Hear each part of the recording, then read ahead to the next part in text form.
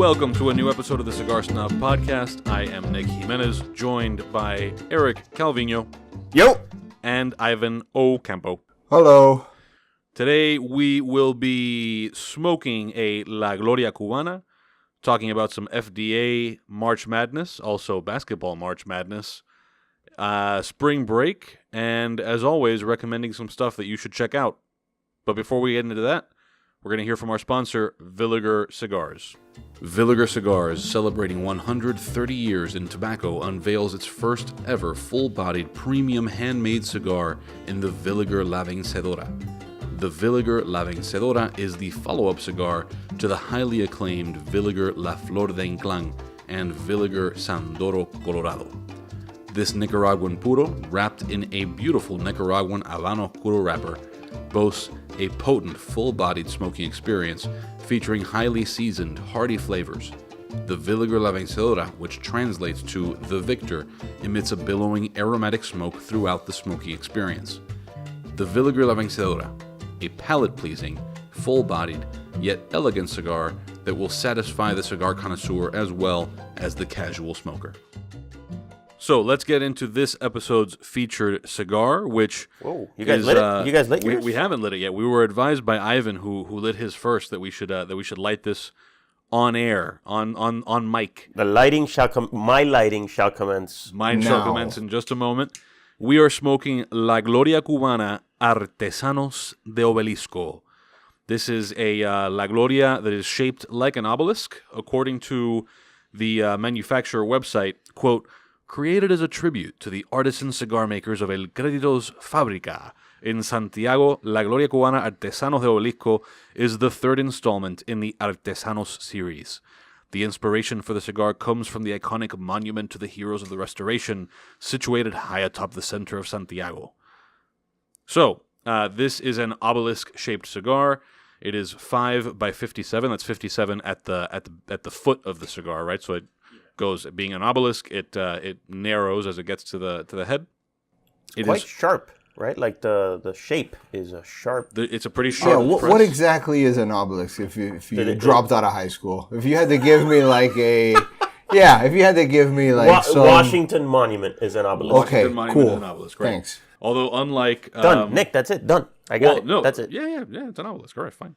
So this is a 5 by 57 obelisk. With, unlike the Washington Monument, this has an Ecuadorian Sumatra wrapper. I haven't lit mine yet, so you guys go ahead and jibber jabber about your impressions so far while I get into this. Well, okay, so I literally just lit it, and it does. It's a sharp. I mean, that's why I said, wow, that's a sharp shape, right? Because it feels the edges are interestingly and uniquely sharp in your mouth. So it's interesting. What I find weird is how small the tip is. So you're smoking the top of the Washington Monument, and then it gets so wide. So yeah, it's super interesting. Yeah, you're not used to it. It's cool. So other than the shape, because again, I'm still sticking to the shape. I know that this comes in a super badass box. Yeah, right? Like fans. Yeah. So was this cigar made for the box, or is this something that's commonly done? No, shape-wise? it's not. No, it's not a commonly made shape for sure. Because it fits the box perfectly. Yeah, no, I mean, I would imagine that the box was made to fit the cigar. Right. But yeah, no, it is not common in any way, shape, or form. But I dig it. You know, I dig these unique shapes. As for the taste and the aroma, I'm not quite there yet to give you any notes. Yeah, I'm having a little bit of trouble getting it to light evenly right now. But there's a tiny, a little bit of nuts, toast. Yeah, I mean, it's a nice Sumatra. The wrapper has a lot of the notes that you would expect from a good Sumatra wrapper. Yeah, a little. Like you said, it's nutty. It's got a little bit of that, a little bit of like a light, sort of like milk chocolatey sort of thing. Not strong. Probably medium. No. Now, I do have to excuse myself. I just got back from the dentist. You have to take a dump? Oh. No, just got back from the dentist. So my mouth is like, it hurts everywhere. How's that it's going? A little numb. How's the smoke affecting your fillings? My fillings? No, it's fine. It's sore. So we usually get into some MSRP. I haven't found the manufacturer's reference to MSRP, but to give you some idea... Well, listen, I just bought them at Neptune. Oh, what'd you pay for them? Yeah, that's what I was going to go look at. Neptune gives you your receipt online. I love this label. This is like one of the baddest Beautiful, it labels really is. ever made. Yeah, right? Mickey, MSRP $11.99. All right, so $11.99 per. I paid $10.80 for them. Okay, congratulations on your deal. Well, no, that's just Neptune. That's just their standard discount. Well, sure, yeah, that's what I mean though. You have found a better price than MSRP. But yeah, so $10 or $11 roughly. Dilly. Whatever, man. So, Yeah, $12 is what you would pay. Buy it at Neptune, you get it for $10.80. Okay, there you go. So, again, La Gloria Cubana, Artesanos de Obelisco. We will be coming back to this cigar. In the meantime, though, let's talk about fake meat. So, when we were talking... A great segue. Yeah, no, outstanding. if you have a better way to transition from one to the other, I'm all ears. So as we were, kind of bouncing around ideas about what to talk about, Ivan suggested that we talk about lab-grown meat. So this is something that's been reported on a good amount lately. The story that we're all looking at right now is from CNBC. This is in the show notes, Eric. Bill Gates and Richard Branson are betting lab-grown meat might be the food of the future. So apparently some major food manufacturers are investing in this sort of thing, and the long story short of it is that this is supposedly addressing the problem of farming and livestock farming being unsustainable in the long term, supposedly, and growing meat in a lab. I don't know if that's synthetic meat or some kind of weird petri dish organic material, but basically is getting more and more feasible and tastier. What say you? What say you? So no, what is? Let's start with what is the closest you've come to eating fake meat? Are you into like bean burgers, tofu? Okay, so the closest I've come is grilling these like bean burgers for my cousin, who is a vegetarian, and so whenever she comes over, which is typically once a year, I have to grill these lifeless patties. Hockey pucks. Yes. And the interesting thing is, no matter how much fire you give them, they do not change. No. They just get warmer. Yeah. But they don't change. Like you can't, there's no grill mark, there's no, so. My wife loves them. I call them the loofahs. I can't for the life of me understand why she likes these things, but I make them, yeah, and right, but can't burn them, can't char them. You can't do anything with them. Yeah. Just get hot, buddy. Go for it. Yeah. You know what's weird is, so this fake lab meat, it's super expensive. So they're saying that it's the systems in place still haven't caught up to the regular meat industry because they have economies of scale and they make it a lot cheaper. So to buy one of these hockey pucks now, you're paying almost like 2 or 3 times what like a normal like steak would cost. Burger would cost. Yeah, or a burger. It doesn't sound appealing right now. So now that you're talking about that, so according to this CNBC story, Paul Shapiro, author of Clean Meat, How Growing Meat Without Animals Will Revolutionize Dinner and the World, says the first clean burger in 2013 cost about $300,000. Although the price is closing in on around $11 a burger, there is still a ways to go. So I'm sure the $300,000 includes all the built-in like R&D and all that kind of garbage. But from $300,000 to $11 a burger in the span of just a few years is a pretty steep decline there. Yeah, but you said it though. I mean, it is all that R&D up front that has to be done. Yeah. How cheap would it have to get for you to replace your Kobe beef? Oh my God! Speaking of Kobe, No. It's in your recommend. Yeah. Easy trigger. So the question was, how cheap would it have to get for you to start? Assuming that the taste was exactly the same. If it's exactly the same, if it's 50 cents cheaper a patty, You're buying the fake one? You probably wouldn't even know that you're buying the fake one at that point. Yeah. Yeah, if the whole thing is it tastes exactly the same. You probably wouldn't even know it. Yeah, I think the question is really if it tastes almost the same, but you can tell. Do you pay a premium for real meat at that point? Like if they get this to the point where it's cheaper but not as good, do you still want real meat? Well, what you're talking about there is Little Caesars versus a real pizzeria, right? You have a real pizzeria that makes real pizzas with tomato sauce that comes from real tomatoes. And then you have Little Caesars, which does theirs on a conveyor belt. And Sure. yes, people do pay. Right. People do take that advantage of paying less for an inferior product. They do that all day long. I don't. Personally, I don't. I'm not into that. Yeah. Give me Leo's down the street. Sure. Down. So part of the interesting thing here is that it seems like a product that's really more geared towards solving, it's a cliche thing, but a third world problem. Yeah. But they're trying to advance the technology by having it address first world taste. So like this article makes reference to $50 a pound fake foie gras. I don't know if the person buying foie gras wants lab foie gras at $50 a pound. Well, I mean, at that point, I think that you're looking at the animal.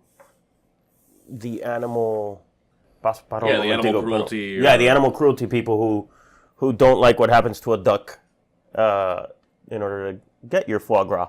So I think that if you have a person who is willing to pay the $50 for the foie gras and is appalled by the animal cruelty, then yeah, I think that person. But I think the other majority of the population won't give a shit and will just pay the $50. We'll eat regular foie gras, Right. Unless it's outlawed. Yeah. Or banned. So, speaking of animals staying alive, let's talk about Tiger. Whoa! Now there's a segue, bud. There is your segue. The segue is about all I have to contribute to this discussion. That's true. You're not much of a golf fan. I'm not much of a golf fan, and the one time I golfed a full round, I was pretty much golfing backwards, putting balls behind me. I was Oh, there. balls behind you. Oh, yeah. That sounds Put terrible. all the balls behind me. Sounds like par for the course for Nick. Woohoo! Zing! Oh, boy. So, So yeah, Tiger. Obelisco behind me.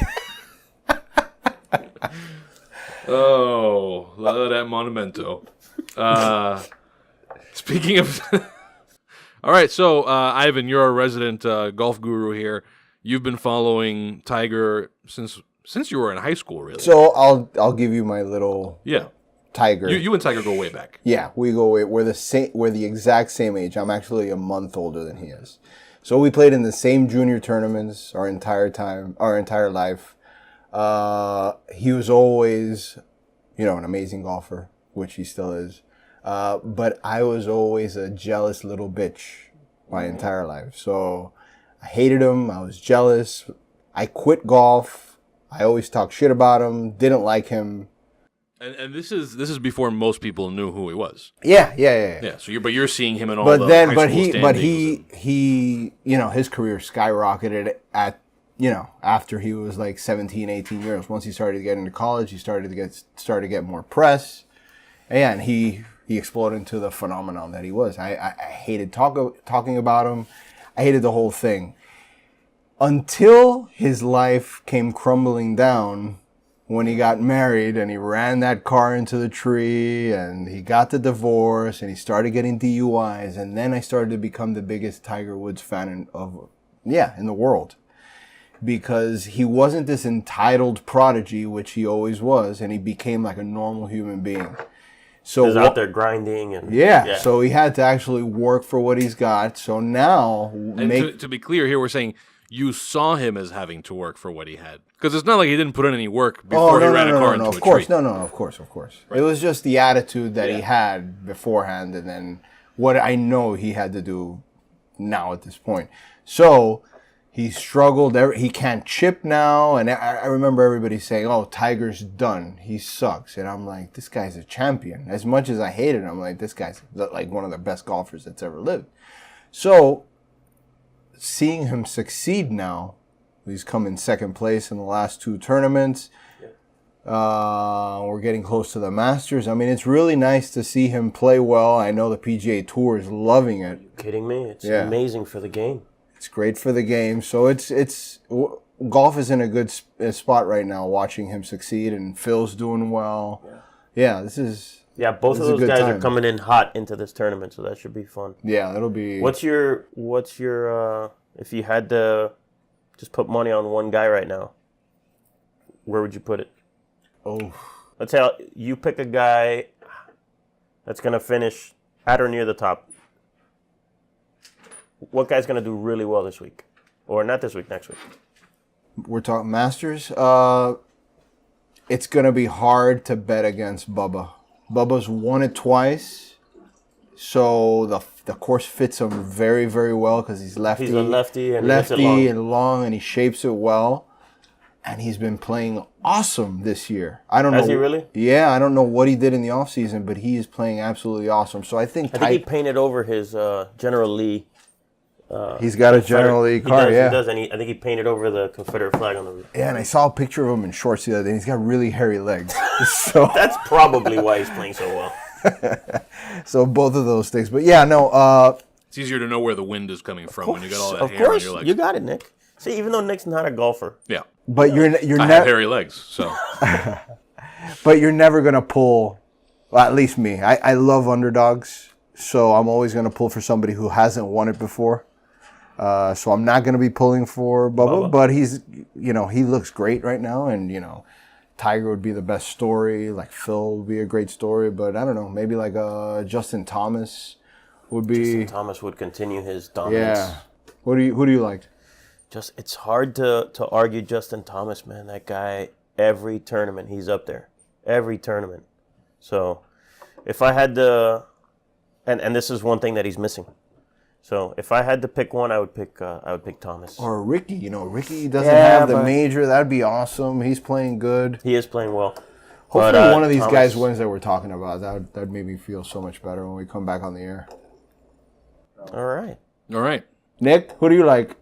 I'm all about Justin Thomas, man. That guy, he's got the hairy legs. He's got. No, that's Bubba Watson. Well, have you seen Justin's legs though? Actually, we have, right? It's How are they? No, what is that thing that they used to do? What did they call that? All these Spieth, Thomas, Smiley, the Bahama Boys or the some Beach name Boys. like that. Yeah. And they would do these shirtless videos. Got it. That Ivan would watch. Yeah. Well, I'm putting all my balls behind Justin Thomas. Speaking of winners, El Galan Cigars is a sponsor of this episode of the Cigar Snob podcast. El Galan Reserva Especial comes in 4 box-pressed sizes. Airosos, which is a 5x52. Then there's the 5 3/4 by 54 Apuestos, the 6x52 Torpedo Gallardos, and the 6x60 Obesos. They are all 100% Nicaraguan blends, wrapped in Jalapa Oscuro wrappers, available in stores nationwide. Check them out on their website, elgalancigars.com. That's ELGALAN cigars.com. You can also find them on Facebook, Instagram, and Twitter. Just search for El Galan Cigars. That's El Galan Cigars. El Galan is the company headed by Felix Mesa, who will be running Fuente's new Nicaraguan factory. Again, just shameless plug for ourselves. Look back in our podcast library for the interview with Carlito Fuente about his planned Esteli factory, and in that interview, he's got some glowing things to say about Felix Mesa, as if the cigars weren't enough reason to smoke his cigars. Check out what Carlito Fuente has to say about the guy. Good stuff. Anything else we want to say about El Galan? Well, lately, as much as I love the El Galan Reserva Especial, which we always have loved from the day it came out, I'm digging the Sentimiento recently, the Doña Nieves Sentimiento. It was in our top 25, and the last couple times I've hung out with Felix, I found myself going for the Sentimiento, because when you're at when you're at his place, he's like, always grab a cigar, and I used to always go eyes closed, straight to the Reserva Especial. And these last couple times, I've gone to the Sentimiento Torpedo, that little box press torpedo. I dig that. So check that out too, man. That's good. All right. So, switching from golf to a sport that I know a little bit better, but that I have not been following this year. March Madness. We are in the thick of March Madness. In the last banter episode of this podcast, we talked a little bit about the bracket situation. Unfortunately, I missed the deadline for entering the pool here. You didn't miss much. But I would like an update on where our two-man tournament stands. How are we doing? I haven't looked because after everyone's teams got destroyed, it became like a race for last. So if you talk, I'll check. So I will say this is a little bit of a public service announcement. I think it's at some point in the first few days of April, Little Caesars will be giving away free pizza because they had promised to do that if a 16 seed beat a 1 seed, which that's right. When is that happening? Which did happen. No. When is when do you get the pizza? I'll look it up, but Not you that guys I will. You guys get into some of this into your bracket situation right now. All right. So I've got the bracket situation. All right. So I am leading Ivan by A measly 10 points. a measly 10 points. Which is But your team's still alive. mine. Villanova is your chosen champ, And your champ lost in the first round. my champ was embarrassed. So my champ was Virginia, and that was sad. So this will be April 2nd. So Monday, April 2nd, at Little Caesar stores, you can get a free lunch combo, which is it looks like a rectangle of pizza, like a lunch-sized, I guess, piece of pizza. And Pizza. And a drink. That was unintentional, but I did the pizza. So yeah, April 2nd. I have a Little Caesars by my house. I think it'll be interesting to. Just go in there and buy the. I'll get the combo, but I also want to see like what kinds of characters show up for free March Madness pizza. So is this the first time in a podcast episode where a company gets bashed for making a pizza when I talked about pizzas earlier, and now gets? I don't know. I don't know if I'm bashing them. Okay. No, I'm not bashing them. It's Me. cool. When I said that, I'd rather go with That's right. real Yeah, pizza. Yeah. I compared it to lab-grown meat. Right. Yeah. So free lab-grown meat pizza, April 2nd. But I'm gonna. The crowd's going to be the best part of it. I'm gonna hang out there for a little bit just to see, and maybe we'll have some video on the Cigar Snob YouTube channel. How much does it cost Little Caesars to actually make that square of pizza? Like a quarter? I would guess it's in that ballpark. Yeah. Maybe not literally a quarter, but not very much. So Nick, when are you uploading this audio today? Yeah, today or Because tomorrow. I think today there's games today, I believe. Today or tomorrow. March Madness games. Yeah, we're recording this at 4:00, 4-ish on March 23rd. So yeah, I mean there will probably be some developments between this conversation. So yeah, you got Clemson, Kansas tonight at 7. West Virginia, Villanova being Ivan's team. The Cuse against Duke, and Texas Tech against Purdue. The Cuse. A lot of lower seeds still in this. A 5-1 with Clemson, Kansas. A 5-1 with West Virginia, Villanova. Syracuse is an 11 versus a 2 with Duke, and Texas Tech is a 3 versus Purdue, which is a 2. So Loyola is still in there, which is an 11 too. Loyola is incredible. That's the only team that I've actually watched. They got a bunch of guys that just hit 3-pointers from everywhere. Yep, they play tomorrow against Kansas State. I like their chances. That's the Cinderella team right there, right? No doubt about it. Let's go, Villanova.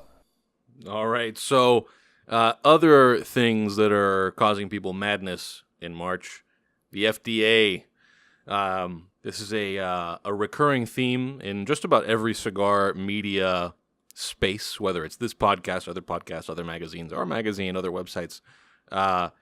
The FDA latest news is that an exemption for premium cigars, which people had hoped would be in the omnibus spending package that was working its way through Congress recently, is not in that omnibus package. So there will, at least as of now, not be language exempting premium cigars from FDA regulation in that bill, which, for reasons unrelated to the cigar thing, Donald Trump is threatening. I hesitate to use threat because he says a lot of things on Twitter that sound like threats, but they're empty enough by now. I think we know sometimes that. But he's saying that because of other issues, namely the border wall and DACA, that he will not be signing this bill. So, which may be a good thing in the sense that it sort of adds a little time to the clock to work some of that language in, because they're going to be making other edits if he actually vetoes it. They're going to have to do something. So there may be a silver lining there for the cigar world, regardless of where you stand on the rest of that bill. Yeah, there's also, in addition to that little sliver of a silver lining, there's also the lawsuits, right, that are pending. And then there's the FDA, the new director deciding to lay off and back off from cigars, right? So there's still some glimmers of hope in terms of cigars being kept out of this regulation. Right. But it's not pretty, man. I mean, I urge every cigar smoker to, well, you were about to mention the Rocky on Tucker Carlson. I was going to say everyone should watch that. I was going to, what you were just talking about, so just in case people are unaware of some of this FDA new direction from the FDA, I'm on Half Wheel's website, which Half Wheel does a good job of staying on top of some of the minutia. Absolutely. Of Charlie and the clan, man, they do a good job. Yeah. So the FDA is formally, this is a story actually, a post by Charlie, is formally reevaluating whether it will continue to regulate premium cigars. On Monday, FDA will issue an advance notice of proposed rulemaking on whether to regulate premium cigars differently from other products in the deeming regulations. So the comment period runs 90 days, meaning it'll end June 25th. What that means for you, the person listening to this, is that there will be more opportunity for you to comment in an official way to the FDA about your, opposition to regulation of premium cigars. I don't know how well the push to get people commenting the last time there was that kind of opportunity went, but, this is a do-over. So to the extent that it didn't go as well as the cigar world hoped it did, hey, maybe there are people listening to this podcast that were totally unaware that last time that will feel motivated to go and make some kind of comment. Yeah, so go check out the CRA, right? Cigarrights.org, and sign up. Sign up for the notifications. Sign up to send emails to your politicians. And just get involved, even in a simple way. If you sign up for Cigar Rights, they give you a sampler of cigars that is well worth over the price that you're the amount that you're donating. So definitely get on there and do that. Yeah. So you were mentioning Rocky. So Rocky Patel of obviously Rocky Patel Premium Cigars, the most active and fervent proponent of cigar rights on Capitol Hill, and maybe qualified, right? Oh, he's of course. Of the cigar makers, how many are attorneys? So Rocky has been a major player in this push, and to that end, he was on Tucker Carlson Tonight, which is a Fox News program. I know the whole world, including the cigar world, is a little split on what their gut reaction is to the name Fox News. Yeah. But at least on this issue, in major mainstream media, there is no better friend to the cigar industry than Fox News right now. I don't see Rocky being invited anywhere by the MSNBCs of the world. No. So he was on there, did very well. It's one of those things where on the one hand, you wish that there had been more time given to it on the show, but the fact that more than 5 seconds was dedicated to this issue, I think it was like 4 minutes. Yeah, it was a pretty solid chunk of time. Yeah. So, and he got in a lot of bullet points. He really did, man. God bless him. So did a good job. Yeah, at least he was on. I was getting text messaged, by different people just because he was on. People that aren't even in the cigar industry. So just getting that airtime is well worth it. Yeah. So get on YouTube, and I'm sure if you look up Rocky Patel, Tucker Carlson, that segment. I think we shared it on our Facebook page. Yeah. So a quick search or scrolling through our Facebook thing will bring that up. and it is worth watching, especially if you're totally, You okay over there? I'm good. Especially if you have no idea what's going on in this whole thing. And speaking of Rocky Patel, in more fun, exciting news, Rocky is opening his second ever Burn by Rocky Patel location. This will be in Pittsburgh. So The bird. Well, actually, it's his third because you're right. his second is in Oklahoma City, so this would be his third. And Okay. Well, yeah, and there's got to be a little. So the one in Oklahoma City is still sort of under construction, okay, but But they're open. But they're open. okay. But have they had their is it an officially open? No, but they are open to the public. Okay. You can go in and buy cigars and whatever, but Got it, okay. they're still doing the final renovations there. Got it. Okay. So there will be 3 total, plus some others that are coming down the pike. Yeah. Yep. So this one in particular, you can get on cigarsnobmag.com and read a little bit, as well as see a picture of that new location. But if you're in Pittsburgh or visiting Pittsburgh, it will be in the Pittsburgh's North Shore at I don't have the street address here, but yeah, on Pittsburgh's North Shore. This will be the third one. So there's Oklahoma City and the original in Naples, Florida, which opened in 2010. Which is still awesome. Still awesome. One thing that I think is pretty cool, though, is it sounds like they're making an effort to kind of tailor the decor and the design of each one to the city. So this one is supposed to be a lot of more, whereas the Naples one it looks very much like an homage to his Indian heritage. Yep.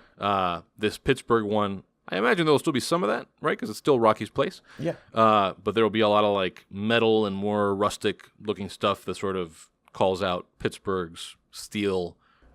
Pittsburgh is steel black past. and yellow. Is it going to be all black and yellow? Black and yellow, black I'm and looking yellow. at a picture, and there is some yellow and some black. I don't know if that's on purpose, but Okay, because if you've ever been to Pittsburgh, it's all black and yellow. it's all black and yellow. Yeah, Pittsburgh is a cool town. I dig it, man. I Yeah. dig Pittsburgh. We've all been, right? You went to a Steelers game. Yeah. Nick and I went to a Pirates game. Cool. Yeah, Pirates Marlins, and you were those Raiders. The Raiders were playing Yeah, Pittsburgh. Steelers, Raiders. Cool. Yeah. Yeah, great sports town, Great town. and increasingly, and I think for me anyway, surprisingly, great cigar town. Heck yeah, man. Yeah. Cigar bars. That was great. There's great cigar shops. There were little mom and pop type cigar shops, and then there were downtown shops, right? Like in the Strip District, you had Leaf and Bean. And Right. cheap drinks, which is always good. Cheap. Cheap drinks mean nothing. Isn't that a song? No. So, yeah, if you're going to be in Pittsburgh, that'll have its grand opening April 7th, but that's sort of a VIP thing. The 8th, it's open to the public. Very good. I'm glad you checked that out because Yeah. we'll be there on the 7th. Right. Yeah, you're a VIP, man. Whoa. Hey, what I think we'll be there on what the I can do? 6th. Are we sure on those dates? We are there on the 6th, but we are also there on the opening, which is the 7th. You can, but you can just go on the 6th and see if you can get in. I mean, But no, we'll be there with Rocky. We might have to check back on these dates. No, I know this for sure. I just got an email from Mark a second ago. Oh, okay. I haven't doubts you. Yeah, as usual. So, back to our featured cigar. How you guys doing on this Obelisco? Interesting, man. It changed. So that part of it is fun. I like when a cigar changes its flavor profile throughout. So now I get a little bit more cedar than before, a tiny bit more spice, right? Part of that is also that it's getting closer, so it's starting to heat up. But fun. So a lot of that nuttiness and creaminess and chocolateness is now, for me, dipped into the background a little bit more, and now the woodiness and spice are in the foreground. Yeah. So I'm enjoying it. And to your point about it getting closer to the head of the cigar, it's also getting thinner. It's also getting it thinner, burns yeah. hotter and hotter. It's sort of more of a change in temperature than you would get with most Vitolas. It feels like when you're drinking a really good beer, and the beer or wine, and it changes as you're drinking because its temperature is changing. It feels a little bit like that, right? Like you start off with a really nice stout, and when you first pour it and you pull it out of the fridge and it's still very cold, it's got a particular profile, and then as it warms up, as you're getting to the bottom of the glass, you're like, man, I wish all of it was like this, because now it's this other way. So this is kind of like what the It's cigar's definitely changed. Yeah. Yeah, when I first started, I said medium, and now when I on my retrohale, I feel more pepper coming out. So it's gotten a little bit hotter. So yeah, it's good. So again, in case I really should have said this at the very beginning of this segment, but as a reminder, we are smoking La Gloria Cubana Artesanos de Obelisco. So that's a 5x57 pyramid shape. Spring break is nearly upon us, or is it upon us? Or are we in? In Dade County, the schools were off today. Right. So what do you all have planned for spring break? I know the two of you are both parental units. Yeah, you're both parental units, but also your unit counterparts are teachers. So it's especially relevant too in terms of how it changes your schedules. For sure. Your home life. It's a big deal in the Calviño household. Right. So yeah, we'll be taking off on Tuesday. We'll be heading up to Chi-Town, baby. Woo. And go visit Chicago, and just smoke some cigars there with the kids and stuff. No, I'm kidding. We're gonna go check out the Field Museum and the Sky Deck and all that stuff. The kids have been dying to go to Mr. Biggs. Oh man, killing. How cold is it in Chicago now? It's like 30. Nice. About 30, man. You remember that? 30. It's funny how when you live down here in South Florida, we take vacations to go in the cold places when usually most of the country is trying to get out of it. Trying to come down here. So yeah, we're trying to find some cold weather. Trying to get a little cold. Get them ski jackets. Where are those, honey? Dust them things off. So I can't wait. I can't wait for the kids to experience some real blues, real Chicago blues there in person. Yeah, you've been getting them hooked on blues. They've gotten into it. They are into it, man. They just haven't taken up the instrument, but they're into the music. Yeah. So cool. Can't wait. Need a pair of Ray-Bans and a fedora and a little jacket. A little do-rag would be nice. Cool. A little buddy guy do-rag. That'd be good. Ivan, what do you got planned? So I'll probably be doing brunch. That's the only thing I'm doing. I have a... Well, but in all fairness, he just found out spring break was... Right. This week. I can talk shit because my wife probably doesn't listen to all the episodes of the podcast. Go to town. She doesn't ever inform me of her days off until the day before. So I had no idea. Or the day after. Yeah. You go, hey, honey, what are you doing? Oh, I didn't work today. So I just found out she has some time off because she wants to do stuff. So I do have a Groupon they had given me for, I think it was Christmas that's expiring for a free brunch. So I'll probably be using that and doing that. So looking forward to it. Good times. Yeah. No golf, man? Seriously? No golf during spring break? So you know that she's going to be home. Yeah. She's going to be with the baby, so... So I signed up for a tournament, but I signed up late. So I'm on the waiting list. You're first alternate. I'm a first alternate. So if somebody out there is listening, if somebody drops and you're out, in this tournament, drop out so I can play. We know where to go if there's a golf Nancy Kerrigan situation in South Florida. There's some poor fat guy in his apartment, and Ivan just took a 9-iron to his knee. Watch out for Ivan premiering in theaters next year, summer 2019. So I don't have any spring break plans, but I'm breaking news here on the Cigar Snob podcast. Whoa. This is actually not really breaking news. It is more. I am part of the reason that we're not doing anything for spring break is that we'll be in New Orleans. My wife, and I will be in New Orleans April 5th. So kind of. Now that's a fun town. Yeah, and I haven't been to New Orleans just for fun. No, I was there. Yeah, well, I haven't been since the show. But before the show, I hadn't been to New Orleans just like on a vacation since maybe 2010-ish. Wow. So it's been, almost 10 years. I can't go that long without going to New Orleans. I love that town. So yeah, I'll have to, I'm going to start this week making, all the restaurant reservations and that kind of thing. What do you got in mind?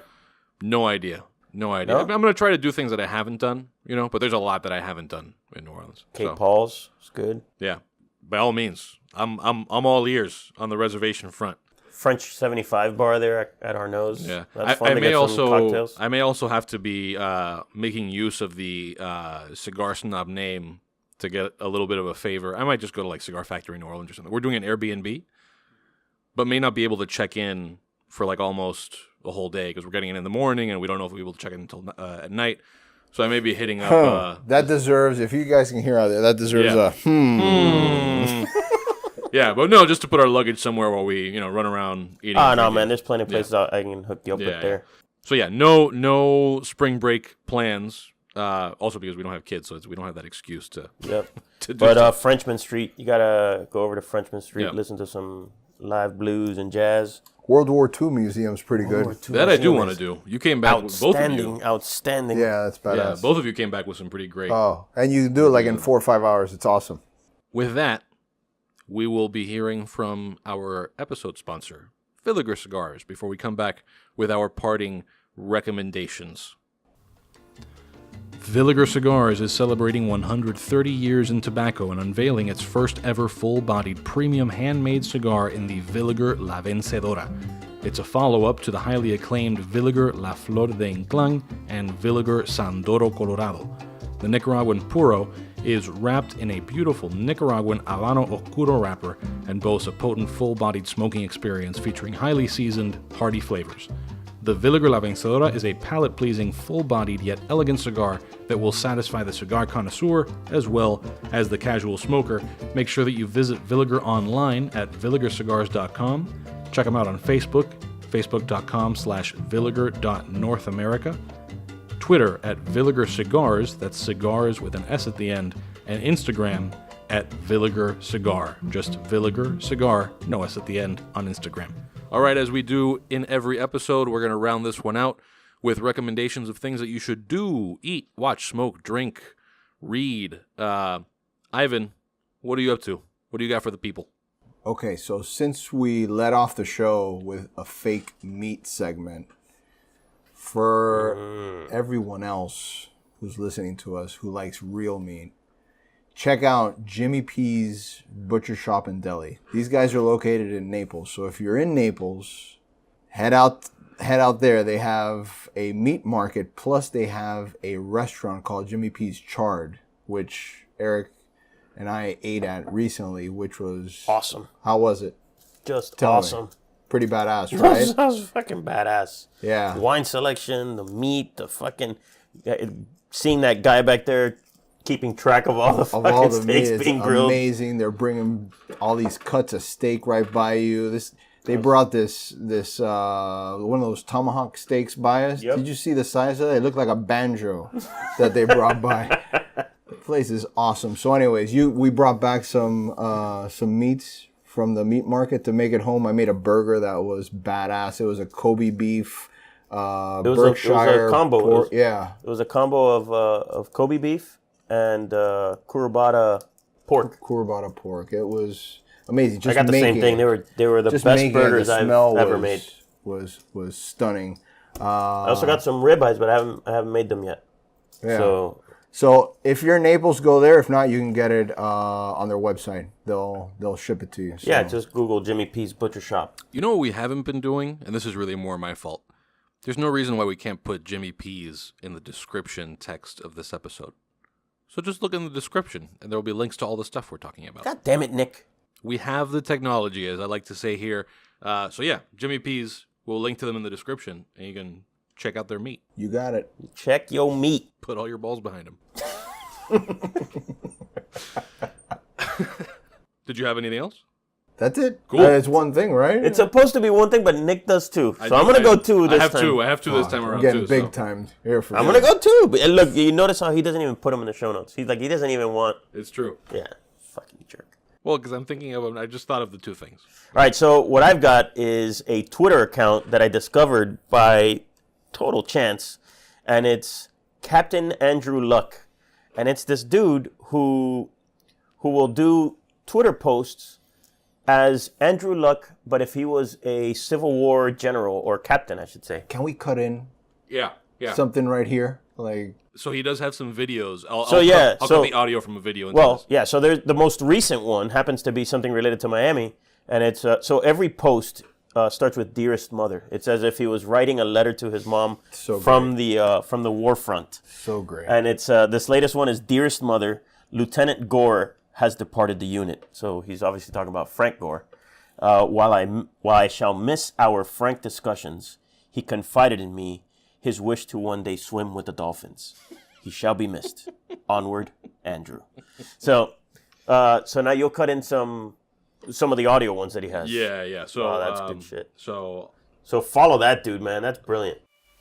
Dearest Mother, I hope this letter finds you and the hogs well. I felt it necessary to give you an update on my health, so you would not worry. While I have not fired my sidearm in quite some time due to the rust buildup, I am finally confident I shall fire it again, soon. This campaign has been a long and arduous one, Mother. I feel as though it has taken something from all of us. I have so longed to be on the battlefield with my men, but, alas, I must follow the Sawbones' orders. I shall see you soon. I can't thank you enough for your care packages and for your love. Andrew. So you had 2 recommendations. You got Captain Yeah, Andrew Luck. the other is a Netflix documentary that I started watching. I haven't finished it, but it's called Take Your Pills. Have you seen this? It's about like Ritalin and Adderall and how it's being abused by kids in college and things of that nature. Holy shit! I got kids that are, a few years away from that, but man, it is some scary shit. Just people abusing that stuff left and right without knowing what the hell it's going to do to you. Abusing it in the sense of like using it as a performance enhancing drug for test taking. Yeah. I never did that. Clearly.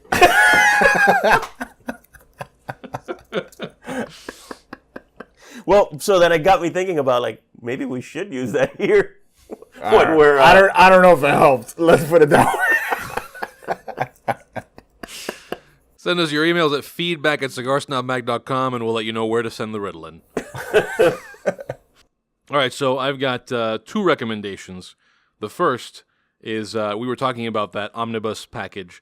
I would recommend that people check out the March 22nd tweet thread by Rand Paul, who spent hours reading through the bill and tweeting some of the really more lowlights in here, and it's pretty impressive. It never gets old, like the insane things that are buried in these thousands and thousands of pages of legislation.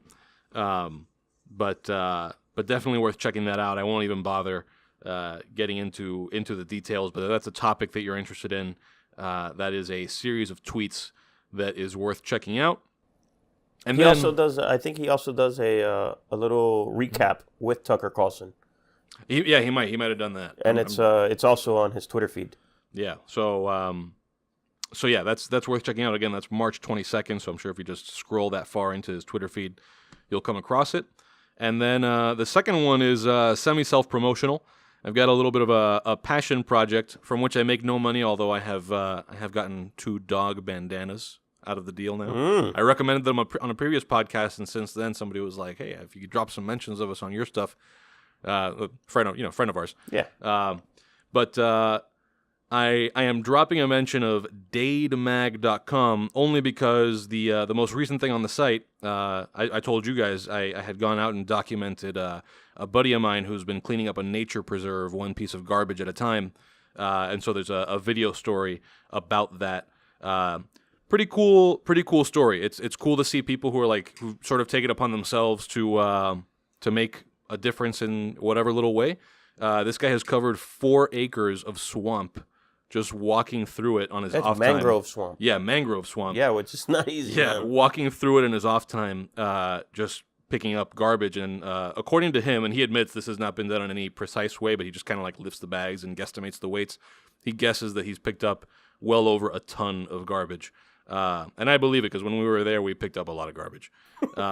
Also, speaking of putting your balls... Thank God for people like that. Speaking of putting your balls behind people, this is a nude beach area. So as you're picking up mangrove swamp trash, there's a bunch of balls just beyond the mangroves. Is there anything other than balls, Nick? Because otherwise I'm not interested. There may be. I don't know how many. If you're trying to sell people to help this guy... I will say... The cleanup effort? Yeah, you're not going to get them on this podcast. I will say if there are any naked ladies out there, they're not there to see the balls because they were low-quality balls out there in the mangrove swamp. Mangrove swamp balls are not grade A. So anyway, yeah, dademag.com, cool story that hopefully more people see and hope more people see and think of ways to do, whether it's an environmental thing or not. It's one of those stories that shows you don't have to wait around for stuff to happen. So, with that, we got anything else for the people? I got nothing. Cool. We That's are it. empty. I enjoyed the cigar. Yeah, I did too, man. Yeah, cool shape. Again, And it's still changing. And it's still changing, yeah. I would put this among the more enjoyable of the funky shaped cigars. There are a lot of times you get funky shaped cigars, for me, that they're like, beyond the funky shape, not a lot of redeeming value. Like, it's kind of a novelty thing. This was good. This was good. I enjoyed this. All right, so thank you for listening to the Cigar Snob podcast. You can find Cigar Snob at cigarsnobmag.com. Follow us on social media, Cigar Snob Mag. That's Facebook, Instagram, Twitter, Google+, all over the place. Make sure you subscribe to the podcast on Apple Podcasts, Google Play Music, Stitcher, SoundCloud. We're everywhere. And rate and review us while you're there. Share us with your friends, all that stuff. Until next time, this is the Cigar Snob podcast. And see you in Chicago. Yeah, see you in Chicago or New Orleans or on the golf course. Adios. Bye-bye.